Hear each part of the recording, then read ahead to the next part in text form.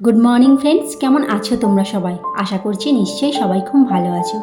সৌরভ শ্রাবণী চ্যানেলে তোমাদের অনেক স্বাগত, অনেক ভালোবাসা। তো এখন বাজে সকাল 7টা, আর আমি সকাল সকাল উঠে স্নান করে আগে পুজোটা করে নিচ্ছি।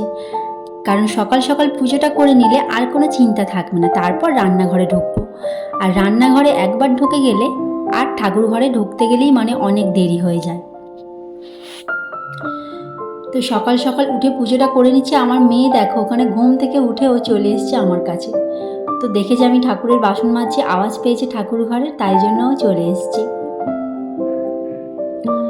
তো একার সংসার সব কাজ নিজেকেই একাকে গুছিয়ে করে নিতে হয়, না হলে একটা ফেলে রাখলে সেই পরে আমাকেই করতে হবে, আবার দেরিও হয়ে যাবে। তাই জন্য সব কিছু ভেবে চিনতে কোনটার পর কোনটা করব আগে থেকেই ভেবে রাখতে হয়, না হলেই সব কাজ পুরো ঘেঁটে হয়ে যায়। তাই জন্য সকাল সকাল আগে পুজোটা করে নিচ্ছি, কারণ ঠাকুর ঘরটা একটু পরিষ্কার করার ছিল আজকে ভালো করে, তাই জন্য আজকে ভালো করে পরিষ্কার করে পুজোটা করে নিচ্ছি আগে, তারপর অন্য কাজের দিকে যাব। তো দেখলে বাসন মেজে সব পরিষ্কার করে নিয়েছি, নিয়ে আমি এখন ঠাকুরকে ফুল সাজিয়ে নিচ্ছি। তো শিব ঠাকুর এই আকন্দ ফুলে সন্তুষ্ট, তাই জন্য শিব ঠাকুরকে এই নীল আকন্দ ফুলই দিচ্ছি। দেখো, আর এগুলো সব আমাদের গাছের ফুল, কিন্তু একটাও কেনা ফুল না, সব গাছের ফুল। তো এই টগর ফুল, নয়নতারা সব গাছেই হয়, এই গাছ থেকেই তোলা ফুলে পুজো করি। তো বৃহস্পতিবার করে ফুল কেনা হয়, আর এমনি দিনে এই গাছের ফুলেই হয়ে যায়। ঠাকুরকে একটা একটা করে ফুল সাজিয়ে পুজো করলে কি ভালো লাগে না, মন থেকে একটা আলাদাই শান্তি আসে।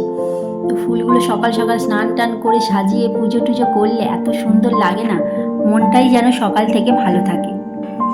তো আমার ফুল সাজানো হয়ে গেল, এখানে আমি আবার 7 ঘন্টাটা বাজিয়ে নেব।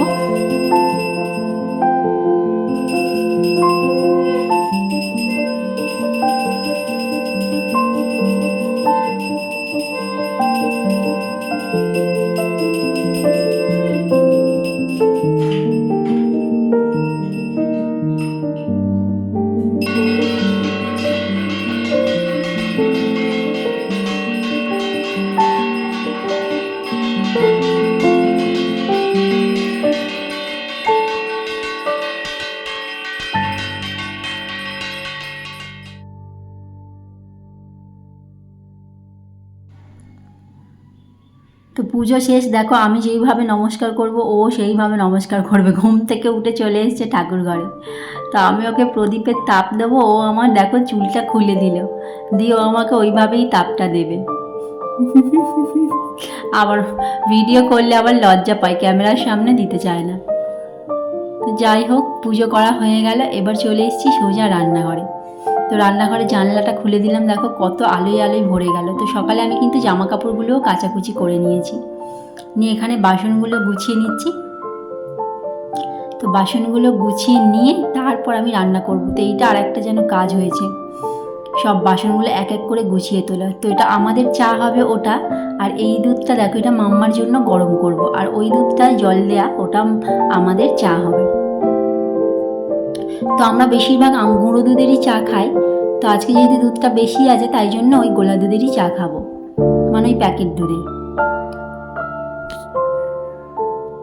তো দুধটাও আগে ফুটিয়ে নিচ্ছি, কারণ সকাল সকাল খেয়ে আবার স্কুলে যাবে, আর আমি এখানে ভাত বসিয়ে দিয়েছি। তো ভাত বসিয়ে দিয়ে তারপরে খাবো চা। আর বাবা নিয়ে চলে এসছে মাছও, তো মাছটাকেও ভালো করে আগে ধুয়ে নেব, নিয়ে তারপর চা খেতে বসবো। আর একটা উচ্ছে আর আলু ভাতে দিয়ে দিলাম, তো ওরা দুজনে উচ্ছে আলু ভাতে খাবে। এখানে দেখো জ্যান্ত মাছ নিয়ে চলে এসছে, তো কেটেই নিয়ে এসছে। কেটে আনলে কি বলো তো সুবিধা অনেক, শুধু একটু ধুয়ে নিলেই হয়ে যায়, না হলে এইসব বড় মাছ বাড়িতে কাটা অনেক সমস্যা, মাছ কাটতে গেলেই অনেক দেরি হয়ে যায়, তাই জন্য বলি কেটেই নিয়ে আসবে। তো মাছটাকেও আমি ভালো করে ধুয়ে নিলাম, নিয়ে এবার ভাতটা হচ্ছে ওদিকে, আমি ভাবলাম চাটা আগে খেয়েই নিই, না হলে ওদিকে রান্নার দিকে গেলে আর চাটা আমার খাওয়াই হবে না। আর কালকের পরোটা ছিল, তো এই পরোটাটা দিয়ে চা খাচ্ছি। তো বাসি পরোটা দিয়ে চা খেতে ভালোই লাগে। তো আগে বাসি জিনিস থাকলেই মা খেত, এখন আমাকেই সেগুলো খেতে হয়। তো এখন তার মা নেই, তাই জন্য আমাকেই সেই মায়ের এগুলো আমি নিজেই খাচ্ছি। তো আগে মাকে বারণ করতাম যে বাসি জিনিস খেও না, শরীর খারাপ হবে, খাচ্ছ কেন, খেতে হবে না, ফেলে দাও। এরকম বলতাম, মা তাও জোর করে করে খেত। তো এখন আমি নিজেই সেইগুলো খাচ্ছি আবার। মানে ফেলতে সত্যি কথা মায়া করে, কষ্ট করে করা রান্না করে ফেলে দেব, তো ফেলতে সত্যিই মায়া করে। তাই জন্য ফেলার ভয়ে নিজেই সেই বাসি জিনিসই খেয়ে নিচ্ছি। বাসি ভাত থাকলেও নিজে খাচ্ছি, সব কিছু নিজেই খেয়ে নিচ্ছি। তো মাছটা দেখো এখানে ভাজলাম, এখানে ঝিঙে আলু দিয়ে মাছের ঝোল করব, ঝিঙে আলু পেঁপে দিয়ে, আর একটু গাজরও মাম্মার জন্য দিয়ে দেব। আর ওর ঝোলটা তুলে রাখবো, রেখে আমাদের লঙ্কাটা দেব, কাঁচা লঙ্কা গোটা গোটাই দিয়ে দেব, ওরটা তুলে রেখে তারপর লঙ্কাগুলো ঘাঁটবো। আলাদা আর করব না, একসাথেই করব। আর লঙ্কা মানে ঘেঁটে দিলে প্রথম থেকে ও খেতে পারবে না, ঝাল লাগবে, তাই জন্য গোটা গোটাই লঙ্কা দেব। তো মাছটা ভাজা হয়ে গেছে, এখানে আমি ঝোলটাও বসিয়ে দিয়েছি। তো পেঁপে আলুটা একটু ভাজা ভাজা হওয়ার পর তারপর আমি ঝিঙেটা দেবো, কারণ ঝিঙেটা প্রথমেই দিলে পেঁপে আলুটা ভালো ভাজাই হয় না, মানে ঝিঙে দিয়ে জল বেরিয়ে যায়, তো তাই জন্য ভাজাই হয় না যেন, তাই জন্য আগে ভেজেই নিলাম।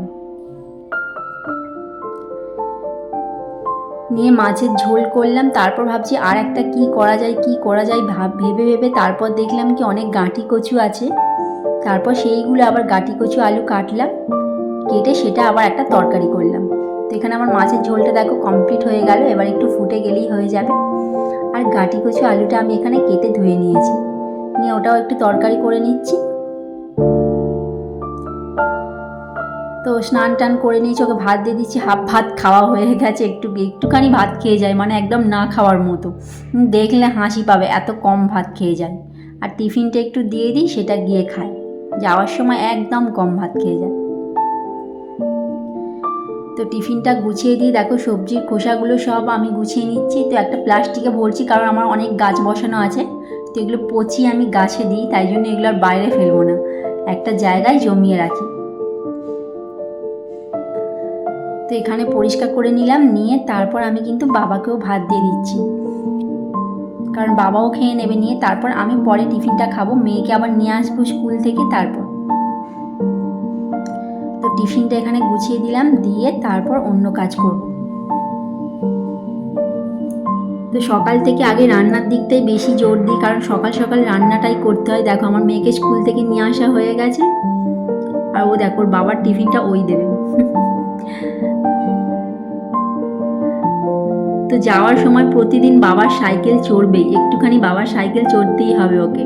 তো সাইকেলে করে যাবে, আর এখন রান্নাঘরটার অবস্থা দেখো, তো রান্নাঘরটা যা অবস্থা হয়ে আছে। তো আমি আগে ভাবলাম খেয়ে নিই, সে আরেকটা পরোটা ছিল আর ঘুগনিটাও ছিল, ফ্রিজে রেখে দিয়েছিলাম, তো আগে খেয়ে নেব, নিয়ে তারপর পরিষ্কার করব, কারণ রান্না করতে করতে সকাল থেকে না মাথা টাথা ঘোরে, না খেলে হবে না, তাই জন্য ভাবলাম খেয়ে নিয়ে তারপর আবার কাজ করব। তো রান্নাঘরটা পরিষ্কার করতে অনেক সময় লাগে, না হলে আবার কতটা দেরি হয়, রান্নাঘরটার পেছনে অনেকটা সময় লেগে যায় পরিষ্কার করতে। তো মাম্মার কাছে একটু এসছি, ওকে একটু ডিম সিদ্ধটা খাইয়ে দিচ্ছি, দিয়ে আবার ওপরের ঘরে যাব বিছানা তুলতে। তো এখন যা ওয়েদার, একবার বৃষ্টি আর একবার রোদ, তাই জন্য ভাবলাম জামা কাপড়গুলো একেবারে বারান্দাতেই দিই, কারণ বাইরে দিলে না ফের বৃষ্টি আসলে ফের তুলে দিতে হবে, তাই জন্য একেবারে বারান্দাতেই দিলাম। তো বৃষ্টি আসলে আমার আর কোনো চিন্তা নেই।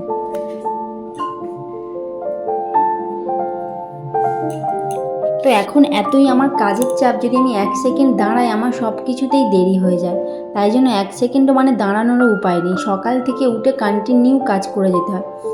সেই মাম্মাকে ঘুমাবো দুপুরবেলা, সেই 3টে 3:30, তখন একটুখানি বসে রেস্ট পাই, সেই সময়টাই একটু বলতে পারো ফোনটা দেখি, নাহলে সারাক্ষণ আমি পুরো কাজে ব্যস্ত থাকি। কেউ আসলেও যে একটু বসে গল্প করব সেই উপায়ও নেই আমার। তো একটুখানি যদি দাঁড়িয়ে গল্প করি আমার অন্য কাজের অনেকটা দেরি হয়ে যায়।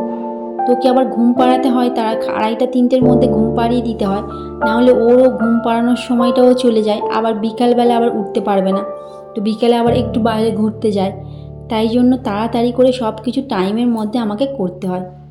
তো বিছানার চাদরটাও চেঞ্জ করে নিলাম দেখো, তো ঘরটা পরিষ্কার করে নিলাম, নিয়ে তারপর সেই কোন সকালে শ্যাম্পু করেছি, তো এখন বাজে দেখো 12টা 20, তো এখন আমি চুল আঁচড়ানোর সময়টা পেলাম। তো এখন এই চুলটা আঁচড়ে একটু সিঁদুরটা পরে নিচ্ছি, সারাদিনের মধ্যে এই চুল আঁচড়ানো হলো, এবার সেই রাত্রেবেলায় ঘুমানোর সময় একবার একটুখানি কোনো রকম আঁচড়ে আর বিনুনি করে নেব, নাহলে আর চুল আঁচড়ানোই হয় না। আর এখানে আমার গাছগুলো একটু জল দিয়ে দিচ্ছি। তো গাছগুলি দেখো কত সুন্দর বেল ফুল হয়েছে। তো এই গাছ বসানো ছোটো থেকেই গাছ বসাতাম, তারপর মাঝে করে আর গাছ বসাতে ভালো লাগতো না, নয় জায়গা নেই বলে সেরকম আর বসাতাম না। বিয়ের আগে বসাতাম অনেক ফুল গাছ, তো মাঝে করে আমার আবার পা ভেঙে যাওয়ার পর ঘরে বসে থাকতাম, তখন মনে হতো কি গাছ লাগাবো। তো এই মনে থেকে মনে হয়ে পাটা যখনই সারলো তখনই আমি সেই টবে যে জিনিসটা পাবো তাতেই যেন আমি গাছ বসিয়ে দিই, এত গাছ বসানোর নেশা হয়েছিল। তো দেখো এই 2-3 বছর ধরে এই গাছগুলো কত বড় হয়ে গেছে। সব গাছগুলো বসিয়েছিলাম এই গাছটা কদিনকার আগেই, তো গাছটা এখানে বসিয়ে দিয়েছি, বড় হয়ে গেছে, কত বড় হয়ে গেছে। এবার কদিন পরেই নীল ফুল ফুটবে। তো এখন এত গাছ বসাতে ভালো লাগে না, আর গাছগুলো যখন জল দিই দেখি কোন গাছটায় কুড়ি এসছে, কোন গাছটায় ফুল হচ্ছে। তো ফুল হলে না দেখতেও ভালো লাগে। তো সব কাজ সেরে চলে এলাম, মাম্মাকে স্নান করে দিলাম।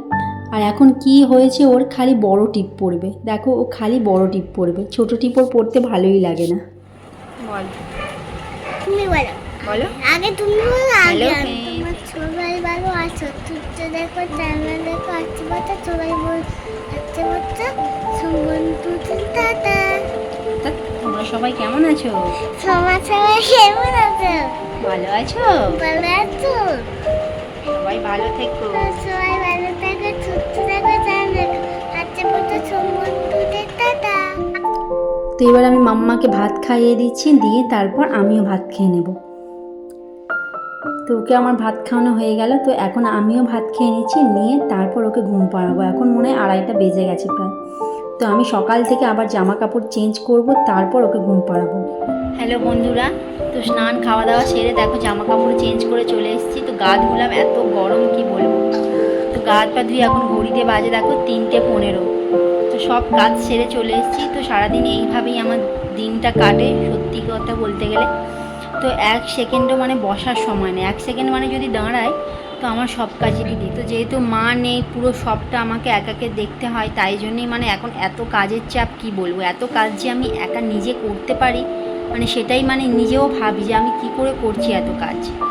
তো সংসারের সব কাজকর্ম প্লাস এই ছোট বাচ্চাটাকে সামলানো। তোর 3 বছর বয়স, ও অনেক কিছু বুঝে গেছে এই বয়সে, অনেক কিছুই শিখে গেছে ও। তো বন্ধুরা আজকে ভিডিওটা এখানেই শেষ করলাম। তোমার ভালো লাগলে একটা লাইক করে দিও, কমেন্ট করে। ভালো থেকো, সুস্থ থেকো, সাবধানে থেকো। আজকে এখানেই শেষ করলাম, টাটা।